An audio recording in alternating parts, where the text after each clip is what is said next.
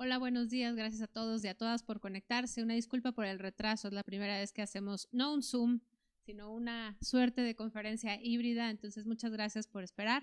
Y me encanta la idea de tener además aquí a unos grandes invitados. Marta Tagle, sobre todo, quien acaba de dejar ahorita la 64 legislatura, experta en temas presupuestales, feminista, politóloga y además especialista en un montón de temas, incluyendo género. Ha sido senadora, ha sido 2 veces diputada y muy contenta de estar aquí presentando justamente un estudio de México, ¿cómo vamos?, que se llama Presupuesto Federal para la Recuperación, con además los dos autores, Carlos Brown y Adriana García. Carlos es especialista en finanzas públicas del Instituto del Sur Urbano, ahora sí lo dijimos bien, y es también un experto de nosotros, de México, ¿cómo vamos? Y Adriana García, que es la coordinadora de análisis económico, también especialista en hidrocarburos y en presupuesto, a pesar de sí misma, porque ella quiere mostrar su lado más social. Pero bueno, el chiste es que ahorita vamos a empezar a platicar sobre la propuesta. Me voy a evitar todo tipo de preámbulo y sin más, simplemente decirles que queremos destinar en esta discusión del presupuesto que se entrega mañana medio punto porcentual del PIB para atender a 4 de los grupos más vulnerables y más afectados, no solo durante la pandemia el año pasado, sino también en estas olas nuevas de Delta y las versiones que vengan que van a afectar pues, las cadenas de suministro y por supuesto los servicios. Entonces, Carlos, te doy la palabra. Muchas gracias, Sofía. Pues bien, como decía Sofía, son 4 puntos dentro de la propuesta. 4 políticas distintas que hemos visto que a partir de un diagnóstico de las crisis durante 2021 y 2022, perdón, 2020 y 2021, hemos observado en la economía de la sociedad mexicanas, y es digamos, un paquete de, como decía Sofía, 54.54% del Producto Interno Bruto. La primera propuesta tiene que ver con el aumento que hubo en la sociedad mexicana en la pobreza extrema, ¿no? Estamos hablando de que 10.8 millones de personas se encuentran ahora en pobreza extrema en México, en la 15ª economía más grande del mundo, una economía emergente. Digamos, hay una disociación entre lo que debería ser y lo que es. Entonces, la propuesta son 3 meses de 3.409 pesos mensuales para 10.8 millones de personas. Esto representa 117 mil millones de pesos, 0.46 del Producto Interno Bruto. Y esta cantidad, 3.409, es porque es el valor de la canasta alimentaria y no alimentaria en nuestro país. Es decir, eso es suficiente para que las personas puedan comprarse una canasta básica, pero además contar con los satisfactores necesarios para no encontrarse en pobreza extrema. Por supuesto que es una medida temporal. El caso brasileño nos recuerda lo importante que es de hacerlo sostenible, pero es una medida de emergencia y hay que entenderla como la medida de emergencia que es frente a las variantes de COVID-19 que estamos viendo ahora mismo, que están afectando a otros lugares del mundo. Esto se volvió fundamental, digamos, para sobrellevar la crisis social que está enfrentando nuestro país. La segunda propuesta que ponemos sobre la mesa es un subsidio para los cuidados. Y esto guarda relación con la falta de infraestructura pública para los cuidados en México. ¿Qué quiere decir esto? Digamos, los cuidados sostienen a nuestra sociedad y a nuestra economía, aunque muchas y muchos no lo quieran reconocer. La realidad es que detrás de una persona exitosa en los mercados laborales formales hay alguien, usualmente una mujer, que cuida, que acompaña, que atiende a personas adultas mayores, a niñas, niños, adolescentes. Entonces, ¿qué hacemos con esta propuesta? A falta de una infraestructura de cuidados, digamos, apropiada, guarderías, estancias infantiles, asilos, ¿no? Por lo menos proponemos un subsidio para los cuidados, que además no tiene que ser digamos, algo que nos saquemos de la cabeza, es un programa que ya existe, ¿no? El programa de apoyo para niñas y niños, hijos de madres trabajadoras. Lo que proponemos es que se cuadruplique este programa. Esto representaría 8.500 millones de pesos, 0.03 puntos porcentuales del Producto Interno Bruto. ¿Qué haría esto? Pues permitiría aliviar un poco a los hogares, especialmente a las mujeres cuidadoras en nuestro país, que es un sector que además ha estado, digamos, hemos sido muy negligentes como sociedad respecto a esto. Cuando hay otras economías en el mundo que ya están hablando ahora mismo de infraestructura de cuidados. Nos falta ponernos, digamos, al día, a la vanguardia de temas de cuidados. Y esta apuesta, digamos, viene de cara a es un sector que representa casi 23% del Producto Interno Bruto. Son las mujeres, 66% de las horas trabajadas por mujeres son de cuidados, frente al 28% de hombres. Y además viene de cara a la baja en la participación laboral de las mujeres en los mercados formales, que ya era baja, ¿no? Ya estaba al nivel de Guatemala, estamos junto con Guatemala entre los países donde estábamos más rezagados en participación laboral femenina en mercados formales, pues toca ponernos a la vanguardia. Esas son las dos primeras propuestas y para las otras dos, Adriana, te doy la palabra. Hola, muy buenos días, muchísimas gracias. Yo les voy a platicar sobre nuestra propuesta de la expansión a los microcréditos. Lo que proponemos es que se alcance al mismo universo de las empresas que estaban consideradas el año pasado. Como comentaban, nuestra propuesta viene de un diagnóstico que hicimos de las 4 crisis que atraviesa México. En específico, la crisis económica y las medidas de distanciamiento social afectaron profundamente a las empresas y, de acuerdo con el censo de 2019, para septiembre del año pasado, el 20% de las empresas en México había cerrado. También las microempresas generan 4 de cada 10 empleos, por lo cual es sumamente importante que estemos considerando la vida de las empresas si queremos tener una recuperación sostenida e incluyente. Por otra parte, hay que mencionar que México es la economía emergente que menos paquetes fiscales ha implementado de acuerdo con el Fondo Monetario Internacional. Esta institución distingue 2 tipos de programas: los que tienen un impacto presupuestal inmediato y aquellos donde el gobierno funciona como garantía de los préstamos. La ampliación del programa de microcréditos caería en este supuesto. Algo muy importante que hay que mencionar es que nuestra propuesta se financia a través de la reasignación presupuestal, esto es, sin adquirir deuda, simplemente dirigiendo el dinero público que ya está considerado y que mañana va a presentar el Ejecutivo ante el Congreso de la Unión a las poblaciones más afectadas por la pandemia. La ampliación de este programa representa únicamente el 0.01% del Producto Interno Bruto. Y esto se podría financiar en caso de que las empresas no cumplan con sus créditos, que es cuando realmente se generaría el impacto presupuestal, mediante la reasignación de los recursos adicionales a la Guardia Nacional únicamente este año. Es muy importante que estemos conscientes que la afectación de la pandemia ha sido diferenciada entre sectores y entre estados. Los estados que dependen más del turismo, como son Quintana Roo y Baja California Sur, fueron los que tuvieron mayores contracciones económicas y que hoy no se han recuperado, ni en términos de valor económico y tampoco de empleo. Para eso me gustaría comentarles de la otra propuesta que tenemos. Es sobre un seguro de desempleo para aquellas personas que pertenecían al sector formal y que perdieron su empleo el año pasado. Pero no nos quedemos únicamente viendo lo que ya pasó con la pandemia, sino hablemos hacia adelante.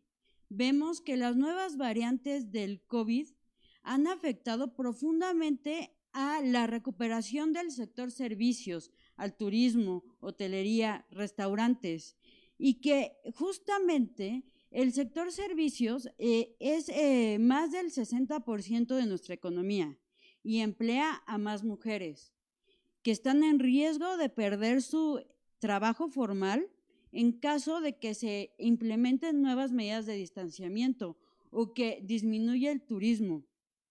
Para esto, proponemos un seguro de desempleo que consiste en la transferencia durante 3 meses de una canasta básica alimentaria y no alimentaria.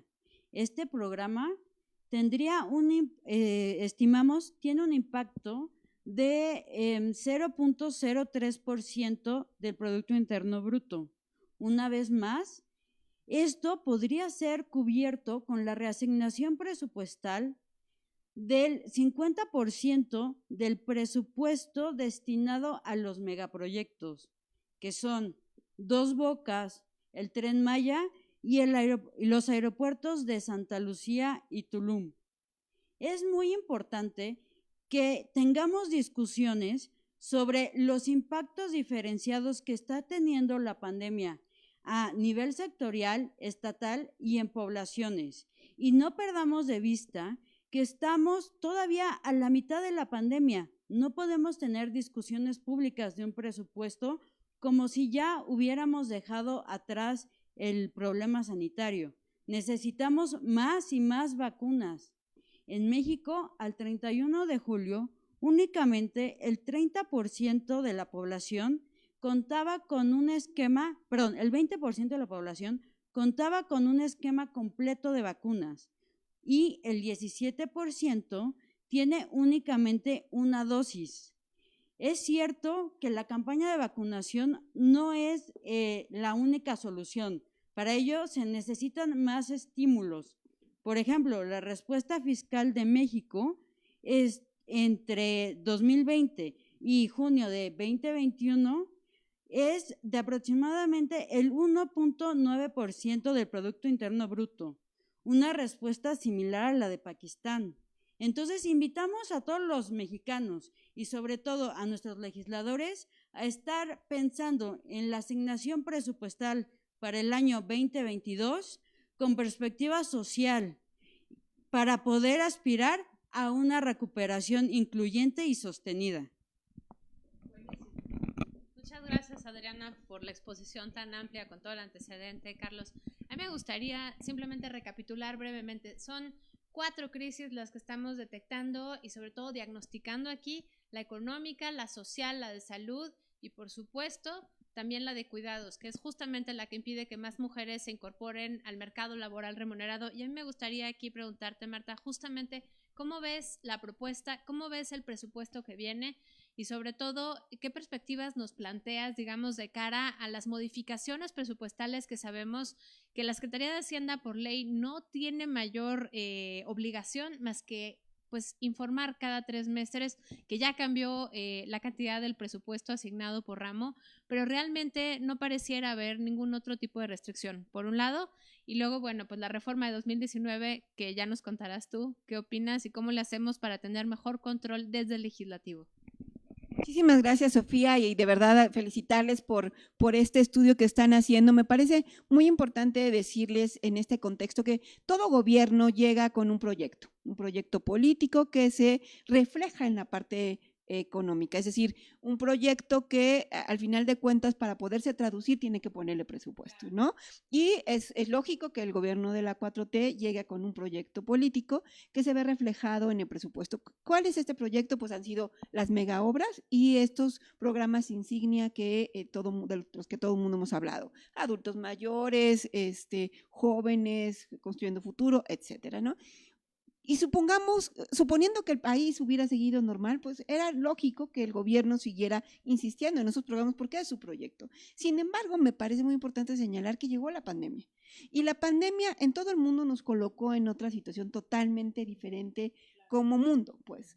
Y en otra serie de situaciones y circunstancias en las cuales nuestro país está enfrentando, que como ustedes bien lo señalan, hay 4 tipos de crisis que ahora se conjuntan. Por una parte, nadie puede negar la crisis de salud, la necesidad de lo que ha implicado la pandemia para atender la salud, la crisis económica que nadie puede negar y que se ve además reconocida en el hecho de que nosotros podemos simple y sencillamente salir a nuestro entorno y ver cómo la tiendita de la esquina cerró, la panadería, la peluquería, el restaurante Fonda, porque no tienen recursos, porque la propia pandemia impuso condiciones para que cerraran, porque muchos no pudieron sostenerlo durante la pandemia y tuvieron que cerrar. Entonces hay una crisis económica, porque eso ¿cómo se refleja? Pues en menos ingresos para las familias, en la imposibilidad de muchos de ellos de conseguir o recuperar su empleo ahora que se empiezan a recuperar las condiciones económicas.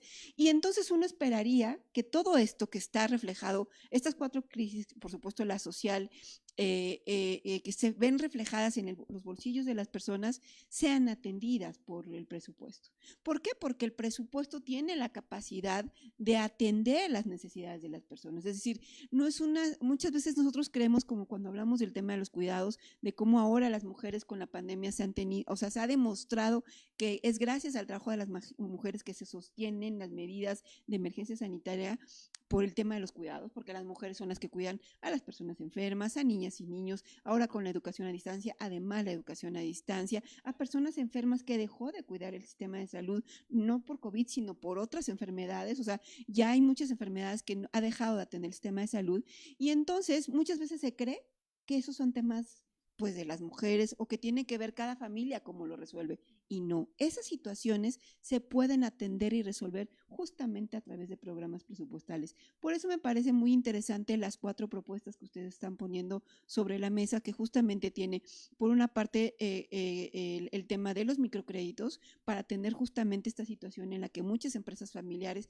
pequeños negocios tuvieron que cerrar, que se requieren justamente contar con los recursos. El tema de los cuidados es fundamental. Las mujeres hoy en día están ante la disyuntiva de o continúan en la escuela a distancia y viendo cómo lo hacen con sus hijos y atender toda la dinámica, o salir a trabajar para poder ya llevar recursos a sus familias. En muchos casos eso es imposible, porque incluso este tema de los esquemas híbridos que está implementando educación a distancia, pues no todas pueden, porque son horarios más recortados, porque son días alternados, y entonces las mujeres o trabajan o se dedican a cuidar a sus familias. Eso no puede ser. Entonces, el tema de los cuidados me parece muy importante. Yo solamente pondría estos 2 ejemplos. Por supuesto, el de seguro de desempleo en otros países ha demostrado ser la salida para justamente atender la crisis por la que pasan muchas personas. De manera particular en Estados Unidos vemos cómo les llegan mes con mes este seguro a las personas y a las familias. Y nosotras como diputadas en esta legislatura que terminó, propusimos el ingreso mínimo vital, que era generalizado. Me parece muy interesante cómo ustedes lo focalizan justamente más en las familias, como un ingreso de emergencia por 3,400 pesos. Entonces son propuestas atendibles que en total necesitarían 135,000 millones de pesos, que si estamos hablando de un presupuesto federal de más de 6 billones de pesos, que como bien decía Carlos, cuando hablamos de las cantidades en miles y millones de pesos se nos hace exorbitante, pues pensamos que esto realmente representa muy poco. Obviamente con respecto al gasto programable es un poco mayor el porcentaje, pero aún así hay recursos para esto, y creo que sería importante que el gobierno atienda a esas poblaciones, porque lo único que estamos generando es más pobreza, mayores condiciones de desigualdad que va a ser muy difícil darles la vuelta, y que las mujeres son las que fundamentalmente están enfrentando. Por eso me encanta la propuesta. ¿Qué es lo que pasa ahora? El tema tiene que estar sin duda en el proyecto del Ejecutivo, pero ya sabemos que el Ejecutivo, como ha sido estos 3 años que estamos viviendo, va a presentar una propuesta muy similar a lo mismo que ha presentando, invirtiéndole más al Tren Maya, a Dos Bocas, a los aeropuertos, y insistiendo en los programas sociales que no están focalizados en atender estas necesidades. Y entonces le quedaría el papel a la Cámara de Diputados de reasignar los recursos. Terminó la legislatura pasada y poco se pudo hacer, no hubo la capacidad de parlamentar, de dialogar, de ponernos de acuerdo. Simple y sencillamente la mayoría, porque es un tema que discute directamente la Cámara de Diputados, lo aprobó sin mayores discusiones, y me parece que estos nuevos equilibrios, que todavía no dan para que se opongan porque se aprueba por mayoría simple, sí debe de llevar a los diputados a tener una discusión diferente, a justamente poner la preocupación donde a la gente le preocupa, que es en el bolsillo del día a día, y la Cámara de Diputados tiene esa tarea. Hacienda tiene una capacidad discrecional, porque esa es la otra que hay que decir. Justamente esta reforma del 2019 le dio a Hacienda la capacidad discrecional, porque ahora sí que, como dice el dicho de Dios dispone, ¿no? ¿Cómo dice este dicho de uno pone, Dios y pone, viene el diablo y todo lo descompone? Bueno, pues Hacienda es como el diablo que viene y lo descompone, porque en realidad el presidente presenta el proyecto, la Cámara lo aprueba tal cual, y la Secretaría de Hacienda hace lo que quiera con el presupuesto. Tiene una capacidad discrecional de reasignar recursos a donde quiere, y no necesariamente ese a donde quiere es a donde la gente lo necesita. Y necesitamos poner esa discusión ahí. Perdón, aquí en este punto me gustaría además hacer énfasis justo en la reforma que mencionas, que parte del problema es que la Secretaría de Hacienda ya tenía esta obligación, digamos, de informar a diputados, pero al final del día, con la reforma del 2019, es el señor presidente directamente quien por decreto puede determinar hacia dónde se va y se vuelve un presupuesto que de por sí era muy difícil de discutir, muy difícil de reasignar en términos eficientes, más allá del proyecto del gobierno. Ahora es aún más discrecional, incluso sin la experiencia y sin el control de cuentas que lleva la Secretaría de Hacienda. Entonces, no sé si ahí nos puedes contar sobre todo cuál es el mecanismo de modificación del presupuesto. Es decir, si ya se envía desde la Secretaría de Hacienda el presupuesto, si ya lo aprobaron los diputados, ¿cómo es posible que Dos Bocas de repente tenía 45,000 millones de pesos asignados al principio de este año?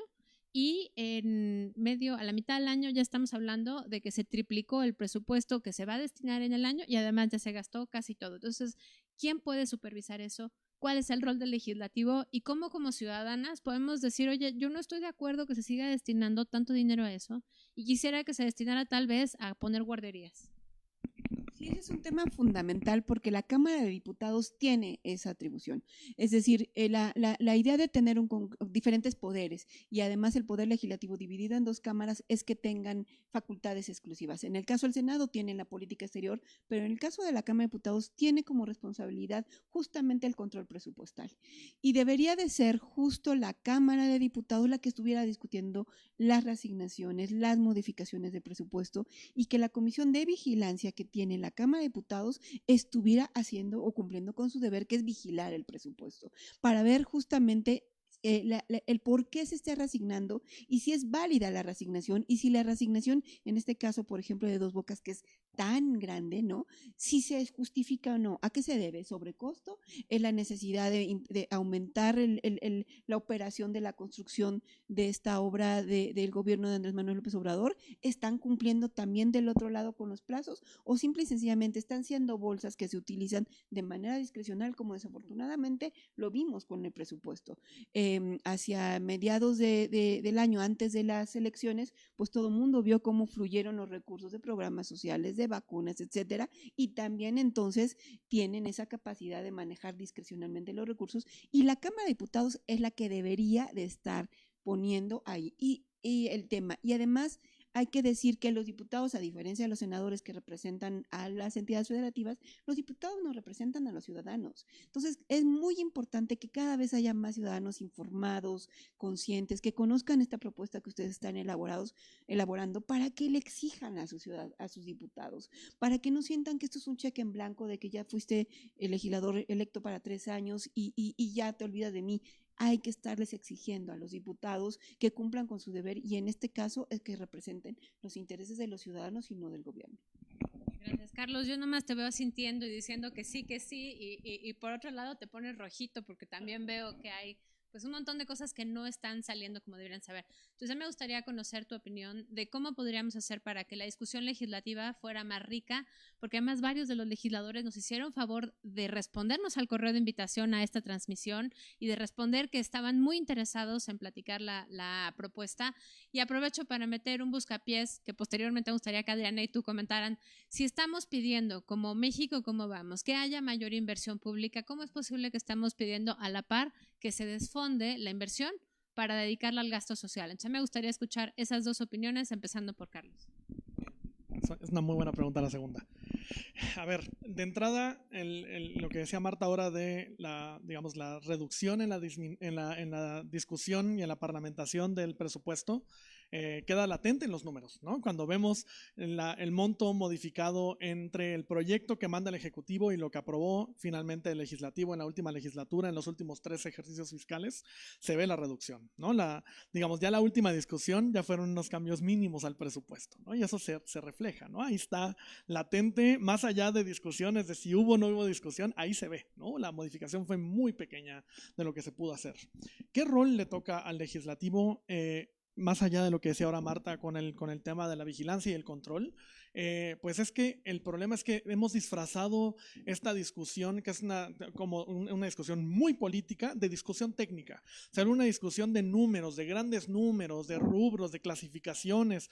Pareciera mucho más complicado de lo que es, honestamente. Y lo que tratamos de hacer en este documento fue justamente tratar de ciudadanizar la información en la medida de lo posible, claro está, ¿no? Porque entendíamos que el público era muy amplio, pero la intención final es, uno, que entendamos cómo vienen las modificaciones y qué es lo que ha hecho el legislativo en los últimos, desde que empezó la pandemia. Y lo que estamos viendo es que por cada peso adicional desde 2019 que se destinó a programas sociales, se destinó 1.58 pesos a megaproyectos y a las Fuerzas Armadas. Y eso ya da cuenta de hacia dónde ha ido esta discusión y digamos, la reasignación presupuestaria de la Secretaría de Hacienda. Pero un punto que es muy importante y que es la última pregunta que haces es, ¿por qué quitarle a inversión pública, ¿no? esta cosa que llamamos inversión pública, que luego parecieran estos grandes números de, a ver, estamos en un mínimo histórico de inversión pública y privada en México de las últimas décadas, esa es una realidad. Ahora, no cualquier inversión pública nos va a sacar del atolladero, no cualquier inversión pública es la que va a hacer, digamos, que las cosas mejoren.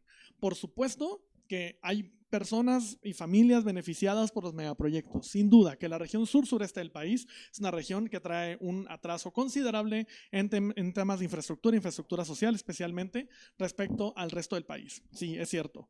Ahora, la pregunta es, frente a la pandemia, frente a la emergencia que representa la pandemia, que no es una emergencia menor, ¿cómo respondemos a la sociedad mexicana? ¿No? Nosotros hacíamos una propuesta de reasignación respecto de los megaproyectos, pero también está la propuesta de reasignación respecto al dinero de Pemex. Una de las propuestas que tenemos de financiamiento es, ya no le des más dinero a Pemex de lo que le diste el año pasado, ¿no? Lo único que decimos es, ya no le des más dinero, dale el mismo dinero que el año pasado, inviértele lo mismo. Y esa diferencia a Pemex, esa diferencia a Guardia Nacional, esa diferencia a muchos de los proyectos, paga perfectamente este proyecto, ¿no? Porque aunque de Producto Interno Bruto pareciera una cantidad ínfima, como bien decía Marta, pues cuando le pones respecto al gasto programable pareciera que es mucho más, pero en realidad es 2.3, 2.5% del gasto programable. Honestamente no es tanto dinero y ya oyeron los números, estamos hablando de cuadruplicar programas, estamos hablando de que alcancemos lo mismo del año pasado, es decir, da la oportunidad, da un margen de acción a las familias, porque si no, ¿qué es lo que pasa? Si el gobierno decide no asumir esta responsabilidad, ya sea reasignando dinero, contratando nueva deuda, que también ha sido una discusión muy grande, no contratemos nueva deuda, ¿no? Como si fuera mala por sí sola la deuda pública. No necesariamente, ¿no? Es como una tarjeta de crédito para una familia. Si la usas para gastar, para irte de vacaciones y derrochar, ¿no? Y luego tienes que pagar eso de tu tarjeta, pues sí, ¿no? Evidentemente no la vas a pasar también, como si te compraras algo que te va a ayudar a generar un bienestar para la familia en términos materiales, ¿no? Lo mismo pasa con la deuda pública. Entonces, si no vas a reasignar, si no va a haber deuda pública para sacar al buey del atolladero, entonces, pues, ¿qué toca? Que las familias apoquinen, ¿no? Que las familias se endeuden. ¿Qué es lo que está pasando ahora mismo? Todas las cifras de moratoria de la deuda privada se están yendo para arriba, ¿no? Es muy claro en los indicadores que quien asumió la carga fueron las familias, ¿no? Y no es justo, ¿no? No es justo que ante la peor emergencia social y económica de las últimas décadas en México, quien esté respondiendo, quien esté sacando adelante, sean las familias y sobre todo las mujeres en las familias, ¿no? Los cuidados han sido lo que han sostenido en muchos casos a las familias mexicanas. Entonces, la verdad es que intentamos que esta propuesta sea, alguien va a ganar, alguien va a perder, como siempre pasa con el presupuesto, pero la clave es cómo hacemos para beneficiar a la mayor proporción de la población y especialmente a las personas más vulnerables de la sociedad mexicana. Esa es la intención, digamos, del presupuesto. Bueno, pues muchísimas gracias por la pregunta, pero primero me gustaría invitar a todos los mexicanos a que nos interesemos ¿dónde se asigna nuestro dinero? El motor de los ingresos públicos es el sector privado. No es CFE, no es Pemex. Entonces, exijamos a nuestros legisladores que pongan el dinero donde lo necesitamos los mexicanos. Ahora sí, con tu pregunta, Sofía. Nosotros, desde México, ¿cómo vamos? Estamos siempre hablando de la importancia que tiene la inversión como motor de la economía. Y hacemos análisis de cómo frente a una contracción del 8.5% el año pasado, que si hoy esperamos crecer este año al 6% anual, bueno, entre 2020 y 2021 habremos tenido una contracción de 2.5% del PIB, adicional a los 2 años que no crecimos. Y entonces, ¿por qué estamos pidiendo que se baje el presupuesto en infraestructura pública? Estamos pidiendo que se reasigne presupuesto a infraestructura que no consideramos que va a generar un mejor futuro para todos los mexicanos. No les estamos diciendo ya no le den dinero a Petróleos Mexicanos, simplemente denle el mismo presupuesto que el año pasado. El año pasado Petróleos Mexicanos tuvo un subejercicio de 100,000 millones de pesos. ¿Dónde están las cuentas? Ahora, queremos pensar en un México del futuro, queremos atraer las nuevas industrias y para eso necesitamos más energía y energía limpia. En pleno siglo XXI, el construir una refinería no hace tanto sentido ni económico ni con visión de futuro. Y entonces necesitamos más infraestructura, sí, pública, como una medida contracíclica, pero para pensar en la economía y en el México del futuro. Bueno, pues la verdad es que nos gustaría cerrar esta mesa con una última vuelta de comentarios sobre cuál va a ser la llamada a la acción a cada una de las personas que nos ven. Por supuesto, si eres estudiante, si eres legisladora, pero también si eres un ciudadano que de casualidad se cruzó con este video.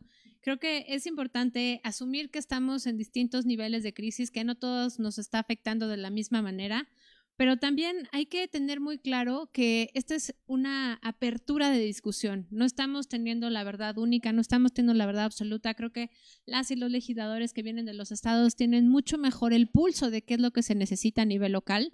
Y uno de los grandes pendientes que nosotros tampoco acabamos de abordar, porque no podemos abordar todos los temas, somos una organización pequeña, es justamente la educación. No hemos hablado de la infraestructura en educación. No hemos hablado lo suficiente como sociedad de la falta de infraestructura en salud pública. No hemos hablado de las muertes que se han registrado como exceso de mortalidad en temas que nada tienen que ver con la pandemia. Y bueno, me gustaría escuchar esta última llamada a la acción por parte de cada uno de ustedes. Gracias, Sofía. Bueno, pues es muy importante decir que mañana, 8 de septiembre, llega el paquete económico a la Cámara de Diputados y con ello inicia toda la discusión justamente del tema presupuestal. Primero la parte de los ingresos, pero a más tardar el 15 de noviembre que deberá quedar aprobado el presupuesto para el 2022. Y es muy importante que la ciudadanía esté enterada, esté informada, esté participando. Estamos en una nueva legislatura. Sin duda nos puede ganar la idea de que al ser nueva legislatura, la inexperiencia es la que priva, no todo mundo entiende los temas presupuestales, pero ya hay 139 diputados que se reeligieron.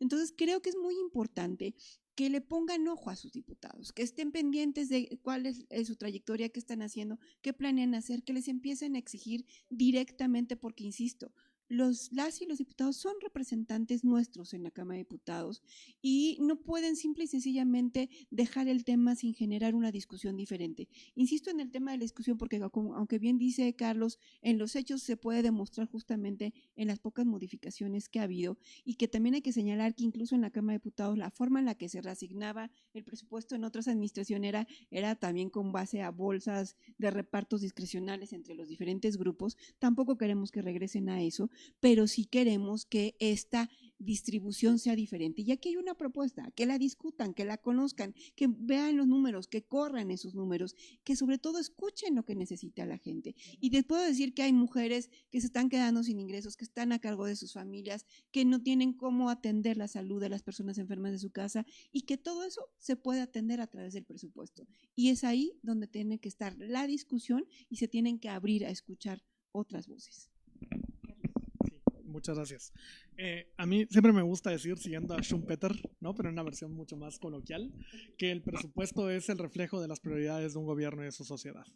Entonces, aquí se ve, ¿no? Aquí se ve qué nos importa, aquí se ve qué nos preocupa, aquí se ve a quién no le ponemos la mira, ¿no? Aquí es donde se ve. ¿hacia dónde debería apuntar? Uno, es muy claro, ¿no? Es una nueva legislatura, como bien dice Marta, es una nueva oportunidad para presentarse como un contrapeso, como el contrapeso que deben ser, y eso es muy importante decirlo. Los parlamentos en el mundo nacieron para esto, ¿no? Ya después se pusieron a hacer leyes y a hacer todo lo que toca, pero lo primero que hacían era el presupuesto. Esta era la cosa por la que nació el Poder Legislativo. Entonces, que el Poder Legislativo asuma este nuevo rol que tiene, que aproveche ahora las capacidades del Centro de Estudios de Finanzas Públicas, pero también del nuevo Instituto, digamos, de Estudios Fiscales, creo que se llama, o hacendarios, no recuerdo bien el nombre, que ahora viene la propuesta para fortalecer técnicamente al legislativo, porque es muy importante que, de nuevo, este halo técnico, ¿no?, se quite y tengamos una discusión, la discusión política que es el presupuesto. ¿Hacia dónde apuntar? Pues necesitamos más mecanismos de participación ciudadana en serio en la discusión del presupuesto, porque no la tenemos, ¿no? Es una discusión que se queda en la democracia representativa, ¿no? Y pues ya vimos qué pasa cuando se queda en la democracia representativa, pues falta voz, falta voto, falta participación, faltan espacios, no nada más de la sociedad civil de siempre, sino de verdad abrir a quien debe ser escuchada y escuchado en este proceso. Y lo último que diría es lo que dijo Adriana ahora, ¿no? El presupuesto también es un reflejo de lo que queremos hacia el futuro, del país que queremos construir, de dónde van a estar las prioridades. Pues veamos qué está pasando en el mundo, ¿no? También no nos cerremos a que México funciona de una manera y es la única manera. Veamos qué está pasando en el mundo. En el mundo se está moviendo muy rápido ahora mismo. Yo le digo a mis alumnos y a mis alumnas que este es el momento más interesante para ser internacionalista, porque está pasando todo lo que aprendes en la escuela, en los libros de texto, ahora mismo está pasando en el mundo, y creo que el presupuesto debe ser un reflejo de eso que está pasando en el mundo, y que México se inserte en esa discusión global, me parece, creo que va a ser fundamental para el futuro. Bueno, finalmente, a mí solo me gustaría recordarles que como ciudadanos tenemos que interesarnos en la asignación de recursos y que no permitamos que nuestras autoridades nos digan que ya pasó la pandemia, como si ya no se necesitaran vacunas, como si las empresas ya no necesitaran financiamiento. El incremento en la pobreza extrema, como se comentaba al principio, no es consistente con ser la segunda economía más importante de Latinoamérica. Entonces, mantengámonos informados y exijamos a nuestras autoridades que nuestro dinero se utilice para salir de la pandemia y no solo para regresar donde estábamos, sino para llegar a un mejor lugar y pensando en el futuro. Gracias. Bueno, pues yo soy Sofía Ramírez Aguilar, directora de México ¿Cómo vamos? Y a nombre de mí, del equipo, le damos las gracias a Marta, a Carlos, a Adriana por la transmisión. A ustedes que nos acompañan, síganos en nuestras redes, @México ¿Cómo vamos? Y en la página pueden encontrar todo el estudio, pueden encontrar además gráficas interactivas que estuvieron trabajando en el equipo durante el fin de semana en www.mexicocomovamos.mx. El nombre del estudio es Presupuesto Federal para la Recuperación, pero encontrarán otras muchas cosas que pueden ser interesantes para ustedes, como un micrositio de género, un micrositio sobre migración, un micrositio sobre información gráfica de cada una de las variables económicas que se van moviendo, y ojalá puedan acompañarnos.